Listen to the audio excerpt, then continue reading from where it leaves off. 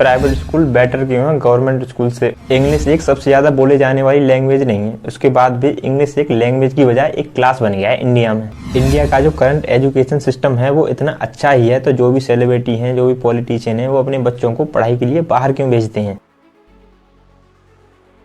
इस वीडियो में हम बात करेंगे प्राइवेट स्कूल बेटर क्यों है गवर्नमेंट स्कूल से और इस रट्टा मारने वाले एजुकेशन सिस्टम की, जहां स्किल की कोई वैल्यू नहीं है। बस आप हमारे साथ बने रहिए।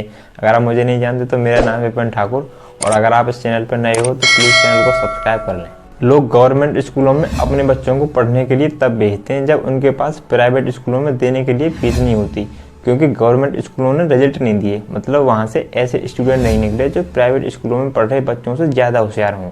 टीचर ज़्यादा इंटेलिजेंट होते हैं गवर्नमेंट स्कूलों के, पर स्टूडेंट ज़्यादा इंटेलिजेंट होते हैं प्राइवेट स्कूलों के। ऐसा क्यों, ये बात आज तक मेरे समझ में नहीं आई। गवर्नमेंट सिर्फ ध्यान देती है बच्चों को फ्री में यूनिफॉर्म मिल जाए, मिड डे मील मिल जाए, पढ़ने के लिए किताबें मिल जाए, बैग मिल जाए। जब बच्चे कुछ सीख ही नहीं रहे तो फ्री में बुक्स देने का क्या फ़ायदा। अब इसके दो ही रीजन हो सकते हैं, या तो टीचर पढ़ाना नहीं चाह रहे या फिर स्टूडेंट पढ़ना नहीं चाह रहे। मैं हर स्कूल की बात नहीं कर रहा, कुछ चुनिंदा जगह ऐसी हैं जहाँ पर गवर्नमेंट स्कूल बहुत अच्छा काम कर रहे हैं। मैं तो ये कहता हूँ जितने भी गवर्नमेंट टीचर हैं उनके बच्चे और जितने भी पॉलिटिशियन हैं उनके बच्चे गवर्नमेंट स्कूलों में पढ़ना कंपलसरी हो जाए। मेन डिफरेंस की बात करें तो गवर्नमेंट स्कूल स्टूडेंट को एक इंसान बनाते हैं और प्राइवेट स्कूल स्टूडेंट को एक जेंटलमैन बनाते हैं। अब बात करते हैं एजुकेशन सिस्टम की। 60% से ज़्यादा इंजीनियरिंग ग्रेजुएट अनएम्प्लॉयड हैं इंडिया में। और ये सुंदर पिचाई सत्या नडेला की हम बात करते हैं, इन्होंने भी आगे चलकर अपनी पढ़ाई बाहर ही पूरी की। इंग्लिश एक सबसे ज़्यादा बोले जाने वाली लैंग्वेज नहीं है, उसके बाद भी इंग्लिश एक लैंग्वेज की बजाय एक क्लास बन गया है इंडिया में। रसिया, चाइना, फ्रांस, ये सब जगह इतना ऑब्सेशन नहीं है इंग्लिश को लेकर जितना इंडिया में है। पुअर कम्युनिकेशन माना जाता है अगर आपकी इंग्लिश अच्छी नहीं है तो, जबकि इंग्लिश ना आने का मतलब है आप पर कोई और लैंग्वेज आती है। 2-3 साल कोई मोबाइल कंपनी कुछ नया अपडेट ना करे तो उसका सिस्टम बहुत पुराना माना जाता है। लेकिन इतनी इम्पोर्टेंट चीज़ हमारा एजुकेशन सिस्टम बस थोड़े से बदलाव के साथ आज भी ऐसे ही चल रहा है। हमारे एजुकेशन सिस्टम में रटने का कंपटीशन होता है, जो ज़्यादा रट लेता है उसके ज़्यादा मार्क्स आ जाते हैं। अब 95% जिसके संस्कृत में आए वो भी ठीक से संस्कृत नहीं बोल पा रहा, और बेसिक हिस्ट्री होने की बजाय इतनी मोटी मोटी किताबें हैं हिस्ट्री की जिनका कोई मतलब नहीं है। आज की डेट में आपको कुछ पता करना होता है तो आप झट से गूगल कर सकते हैं, इसके लिए आपको इतना कुछ याद करने की ज़रूरत नहीं है। और ये गवर्नमेंट स्कूलों में क्लास 1 से क्लास 12 तक हर क्लास में इंग्लिश का सब्जेक्ट है। 12-12 साल लगाने के बाद भी लोग ठीक से इंग्लिश नहीं बोल पा रहे। a+b का whole square is equal to a² + b² + 2ab। Real life में इसका क्या यूज है किसी को नहीं पता, ना स्टूडेंट, ना टीचर, ना प्रिंसिपल, बस पढ़ाए चले जा रहे हैं।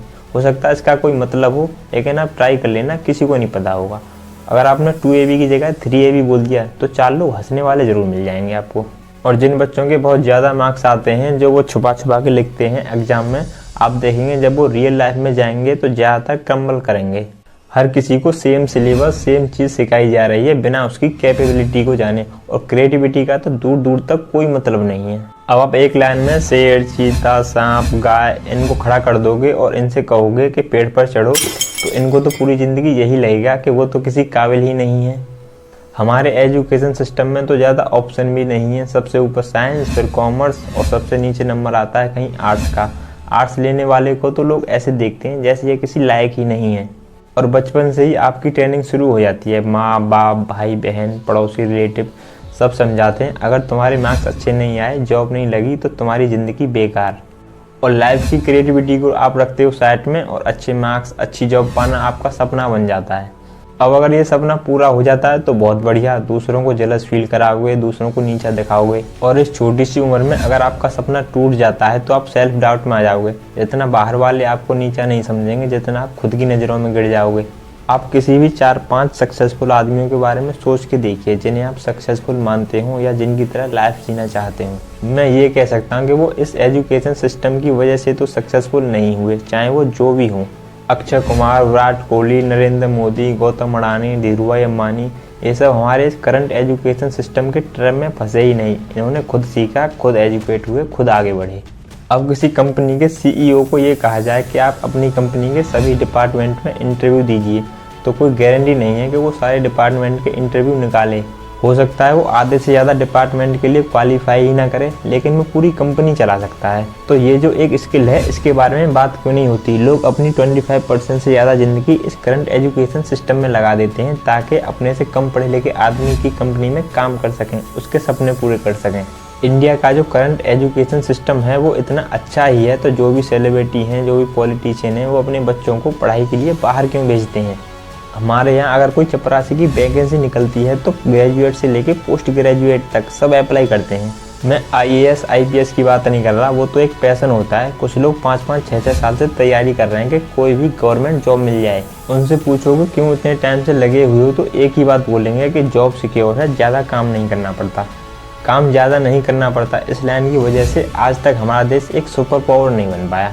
जितनी स्विट्जरलैंड की टोटल पॉपुलेशन है, उतने इंडिया इंजीनियर प्रोड्यूस करता है हर साल, फिर भी रिसर्च एंड इनोवेशन में स्विट्जरलैंड आगे है। ये सब काम चोरी वाली बातें इसलिए आती हैं क्योंकि जो हमारा करंट एजुकेशन सिस्टम है वो इतना कॉन्फिडेंस ही नहीं देता कि हम अपनी स्किल के दम पर कहीं जाके काम कर सकें और हमें निकालने का डर ना हो। मैं बस अगले 5 साल की बात कर रहा हूँ। टेक्नोलॉजी में इतना बदलाव आ जाएगा कि जो आज हम पढ़ रहे हैं वो काम आएगा भी या नहीं। डिजिटल मार्केटिंग, क्लाउड कंप्यूटरिंग वगैरह, पहले ये सब जॉब थी ही नहीं। हमें नई नई चीज़ों के लिए हमेशा तैयार रहना होगा, क्रिएटिव माइंड दिखाना होगा। Thanks for watching. मिलते हैं अगली वीडियो में। कमेंट करके बताओ वीडियो कैसी लगी।